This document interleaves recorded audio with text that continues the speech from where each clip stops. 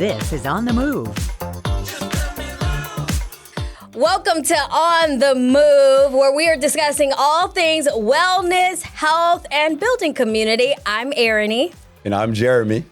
And Jeremy and I have had the pleasure of visiting different workout opportunities and places throughout the city. But it's just something that we, I guess, kind of enjoy doing. Yeah, I'm doing it regardless, whether we're filming or not. Right.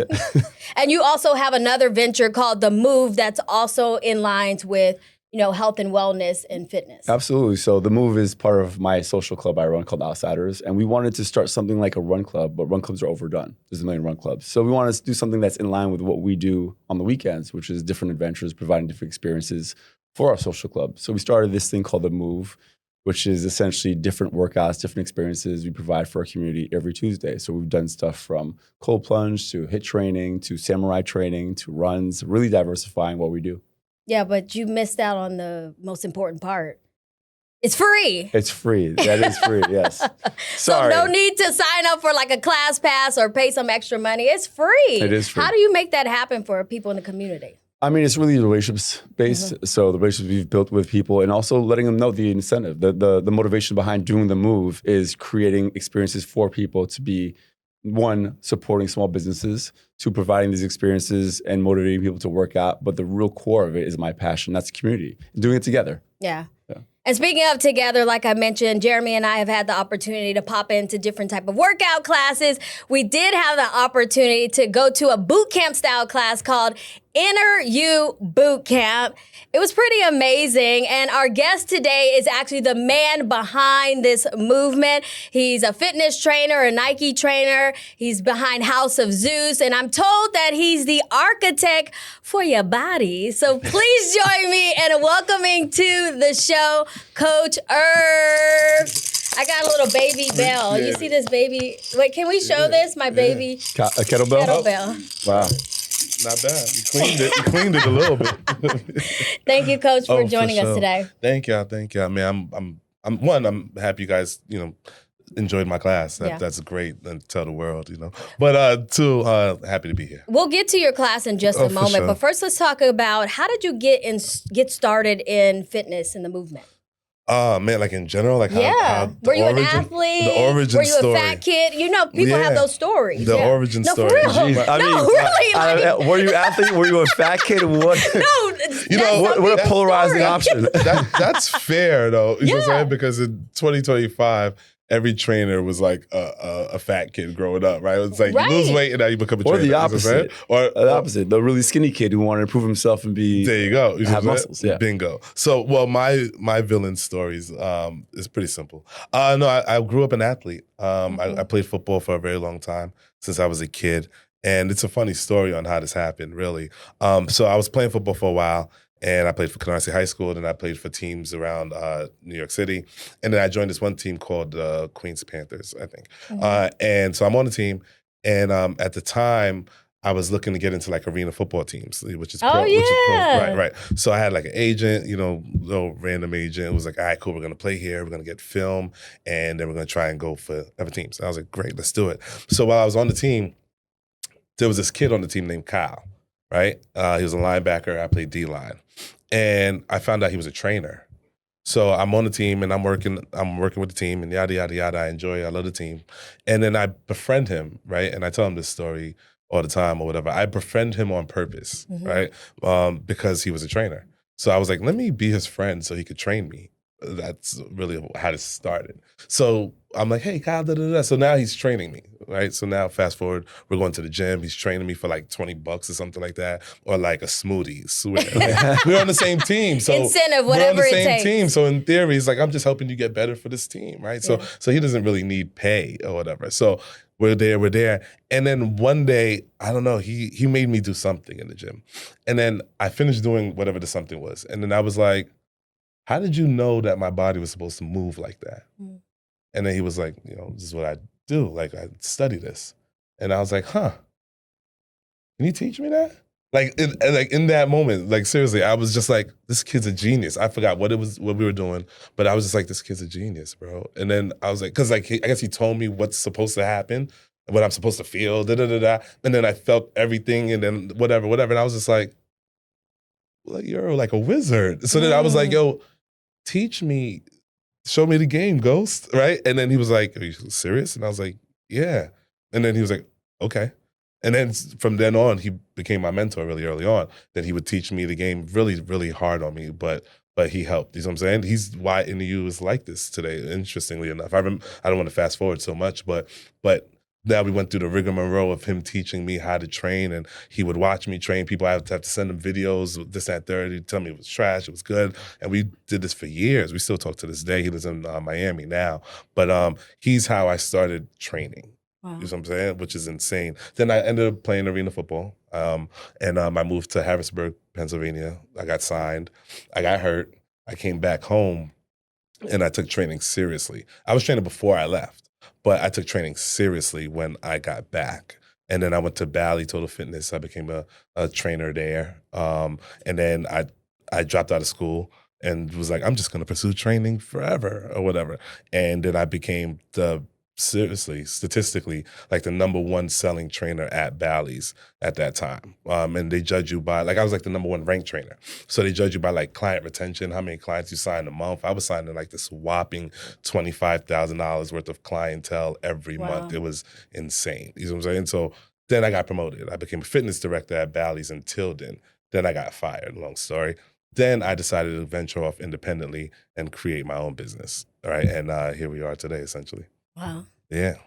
Very nice. Did you get schooling as well? I mean, you had a mentor, but did you get your certification? Yeah, for sure. I'm certified with Nesta, with ISSA, and Strength and Conditioning certification. So you definitely got to get certified. And I tell everybody that as well. You know what I'm saying? Because now everybody just be a trainer. But like get certified as well. I was in school off and on. I got like one more semester. I went back to school. It's a fun fact or whatever. I went back to school for movement science, which is really fun. And I get my degree hopefully by next year. Just for the sake, just want to get it. Like I clearly don't necessarily need it in my life, but I want it. But I think mastering your craft involves education. Yeah. It's amazing that you're going back for that. Yeah. Not a lot of people know that. I kept that really low. Like I would like dip off and go take classes and stuff, then go back and train people. Well, they know now. I love how your story kind of like evolved. Like you were on this path to pursue football, a football career. You got injured.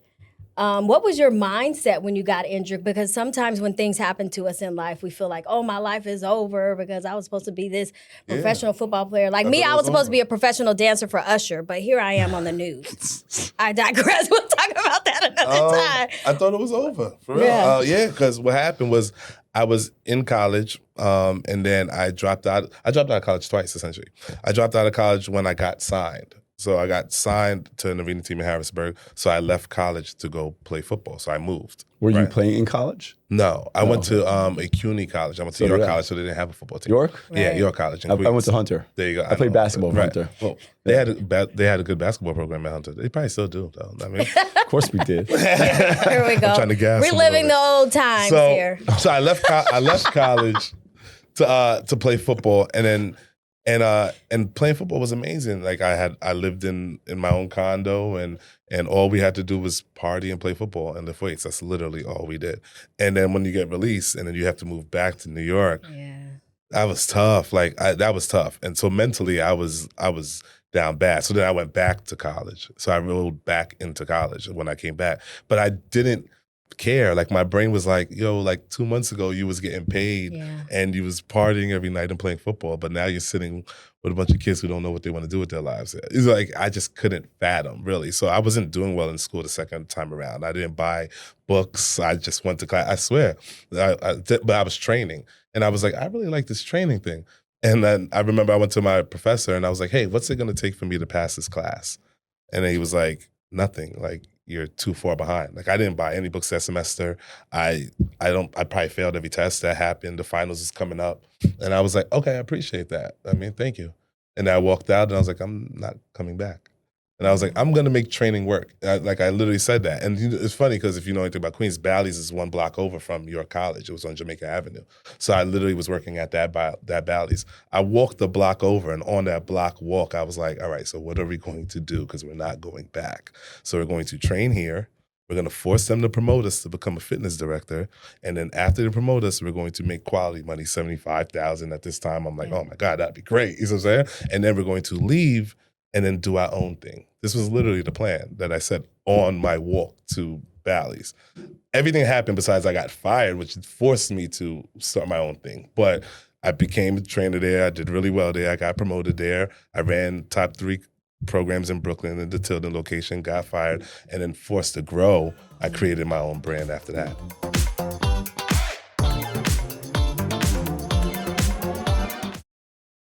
You're watching On the Move.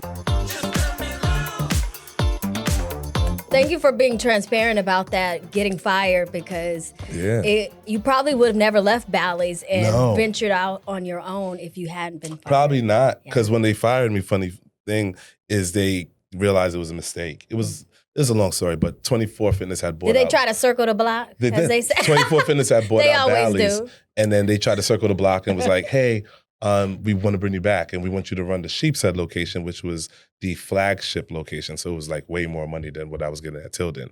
And I was like, oh my God, like they came back and they got a job offer for me. And my best friend was like, yeah, but we said like, let's fly. And I was like, but I'm broke. Like so my best friend he paid for somebody to make my logo at this time. And I was like, yo, all right, I got a logo, I got a certification, and I got a couple homies that might direct me to like where I could train or whatever. And I was going in and out of Planet Fitness gyms before. Now you could train people at Planet Fitness all you want now because they've lost the fight.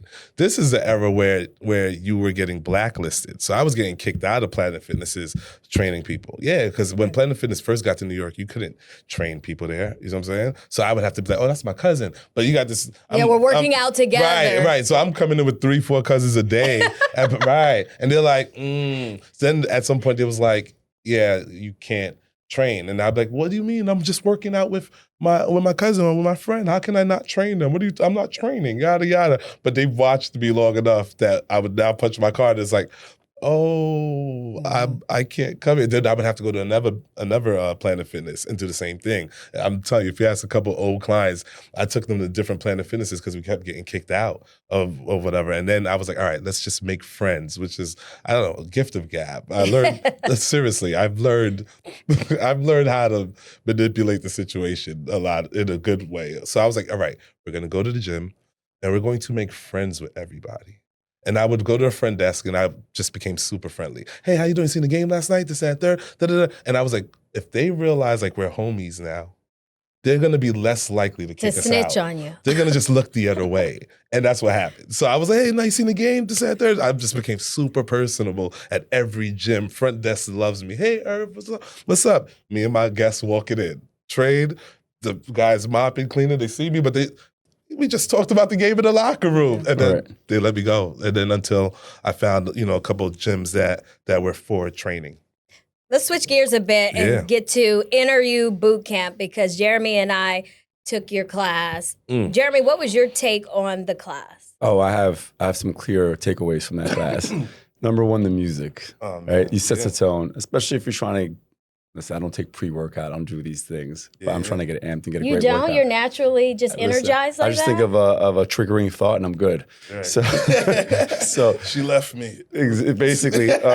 So I don't do like caffeine. I don't work well with caffeine. So the music is a great way to get motivated. I'm usually motivated, but sometimes like you want to get that last rep in or whatever it is. And that music was perfect. So appreciate that. The soundtrack was great. I think being able to modify, because I've done your class twice. One with your group and one with our group for the move. And you modified based on what you saw in the group. And I think it worked well both times for what the group needed. So really knowing your clientele was perfect. And then lastly, just like you said, making friends, gift of gab, like having the rapport with the people who attend and making them feel like that sense of community, like they belong is super important. So you really knocked it out of the park. I really appreciate that. Appreciate that. Thank you. Yeah, the other thing with the community, I've done your class multiple times personally and then with Jeremy. What I love is that you've created a safe space for women. Yeah. Was that something that just evolved or was it intentional? Because I've never seen women just show up like that, especially for a male trainer, and just feel safe. That's a great question. I think that just evolved. Yeah. I didn't build it to be that way. I just built the class. So there was a stretch where I was like, hey, I need more guys. You know what I'm saying? There was like, yeah, I've been through all of that. But, you know, the training game, because I train one-on-one and like I train personally outside of boot camps. And the training game is predominantly women. You know what I'm saying? So you're training women. And when you create a good product on the training game, they trust you and they decide to go into this space, right? And I think I've created a space where I just allow them to be themselves, be comfortable, cry, smile, be happy, you know what I'm saying, celebrate. And, you know, you tell your homegirl and then the class is amazing and the guy is pretty cool. You know what I'm saying? So I always want the class to be first, right? So let me be whatever you feel, but I want the class to be amazing. And I think we've created an amazing class that caters to the belief that you can do more, right? Inner U's pretty old, like it's been around for a while. And we're now socially in this era of like lifting weights and women are deadlifting but I've always been there. So, and my class has always mimicked some of that for years. So I think it created a space where it's like, oh wow, I can do this, right? Like we created a different level of expectation in that class. And then you have community, and then you have bonding. And then we do things where we open up the platform at the end of class for people to talk about the things they have going on. All right, do you have a show? I have this, I have a business, I have an agency, and people start to connect. And then you realize like, wow, this is a hub for creatives. This is a hub for entrepreneurs. This is a hub for like-minded folks to not only sweat together, lift together, work out together, laugh together, but also grow together. Yeah. And it just blew up into what it is today. That's actually how I found out about your boot camp. Was a business owner that owns a lasering company, Peach Fuzz Laser, and she posted about it, and then I ended up coming to the class.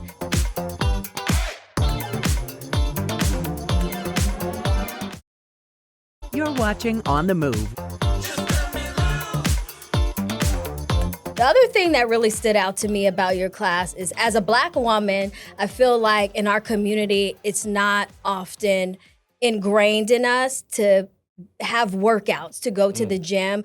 It's changing now more, but how did you really motivate? Because sometimes we have excuses. My hair, I just got my hair done. I can't be sweating out my weave or something, you know, But the women in your class, predominantly women of color, they're not bothered by that. Yeah. They show up. Yeah. I think we took a cultural standpoint to class. It's cultural. Like the fitness part is secondary, actually, right? Like, yes, you're going to work out. There's 1 million boot camps in New York City. Like, I'm not an anomaly, right? So and this is funny because this is what me and Kyle talked about when I told him one day, hey, I want to start a boot camp. And this is our conversation, really. And he said, what's going to separate your boot camp and make it better from all the boot camps in New York City? Because there's 1 billion of them. And I said, culture.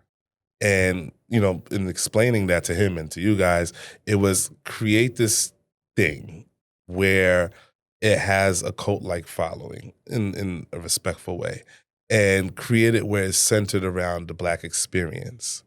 Every February, everybody has to wear all black, and we support the entire month, right? We bring in Black businesses like Peach Fuzz. We've done stuff with them, right? Or Boozy Bar or whoever. We found a way to make this about culture. And when you do that, the excuses kind of go out the window a little bit, right? Your hair isn't bigger than coming to class and donating to breast cancer awareness, right? You know, your lifestyle isn't more important than giving back to people who have less or supporting your community, right? Like, we've found a way to make it bigger than us, right? We've donated a lot of money over the years. We've done shoe drives. We just did a toy drive in December. We've done bail reform during the Trayvon Martin situation. We've done it all. And when you make it bigger than fitness, which is why I like to say, like, we're a cultural group. We just happen to work out. Like, you know what I'm saying? Like, we're not a fitness class. Like, we just happen to work out. Yeah. And that's how you build I think that's a success for all businesses currently. Any customer-based business right now has to be more than just your service. Yeah. You have to have the community. You have to have, and that includes, mental health, physical well-being, and so on. So culture is important. I mean, look at your motto. No weak playlist, no weak glutes. No weak playlist, no weak glutes. And music is a huge part of culture. Yeah. And so I think from the ground up, you've built it through community culture and fitness together. Which is ironic as well, because when you see how we're talking about the music aspect and even the shirt, that's intentional. Like the music is very intentional. Oh, it's clear. Playlist is intentional. I put songs in certain spots intentionally because I know when the room is going to start to die out and this song is going to hit. Like it's very intentional. But the reason for it is because being, African American, being Black, growing up in the inner city, music, especially rap music, but music in our culture had that bad stain on it, right? Where it was drugs, women, popping Molly's, perks. Like this was music, right? And I said, what if we take that same music and we give it a positive spin, which is the fitness side? So, which is why it's so geared, which is why we have 90s night, 80s night, 2000s night now, past the aux. So like the reason we have all these things is because the goal was to turn something that inherently wasn't healthy, right? Rap music inherently isn't healthy. It's drugs, and it's beautiful music. It's our lived experience, so I don't take it away. But it inherently doesn't show health. But now we have rappers who are in amazing shape, like the Gunnas and of the world and things like that, and Timbaland and yada yada yada. But we're talking about 10 years ago, when right? We're talking about pre-pandemic, before everybody realized their lives before they were working right, before they didn't know if they were going to make it the next day. We're talking about culture in general has become more healthy. Correct. And I don't know if it's because of social media where everyone has to look good for their Instagram, but whatever it is, it's positive. My background was entertainment events, nightlife, music, and I remember culture being you go to the nightclub and then you go to the diner afterwards, and your whole lifestyle is consumption of terrible things. And now it's changed tremendously. Yeah, they say that Gen Zs are drinking the least amount of alcohol ever, right? They do a lot of the stuff the least. But yeah, I think a lot of it has to do with positivity. Some of them are like, all right, you live a little bit, but and a lot of it is also, like you mentioned, people want a sense of community, and they're finding that sense of community in these spaces that, are fitness oriented. Okay, so we're running out of time. This has been a riveting conversation. We could go on and on with you, Irv. I didn't even mention one of the things that I loved about your class is he has this saying called "Put some clothes on the baby." Put some clothes. And I got these coasters because these are the clothes that you put on the baby. It's actually weights that he tells you to put on, your barbell and stuff. This is amazing. I seen this when I walked in. I didn't know if this was intentional. Okay, so I said we're going to play a game at the end. We've been talking about music, the culture, and how that's a big part of your boot camp classes and the playlist. This is the most important question of this whole interview. Why aren't there more songs about little booties? About little booties?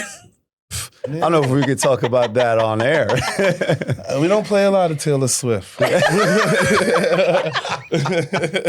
sorry. We're going to cut that out. No, there is one song. I know it. It's called Little Booties Matter. Okay. But the game I want to play with is in 30 seconds, I need you guys to rapid fire as many songs that you can think of. Songs? What about artists? I'm better with artists. Songs that are about booties because we're building booties. Oh, man. Okay. Apparently, that's the big thing to do. Are you guys ready? Join in, booties. Jeremy, because we know you know all the booty songs. So wow.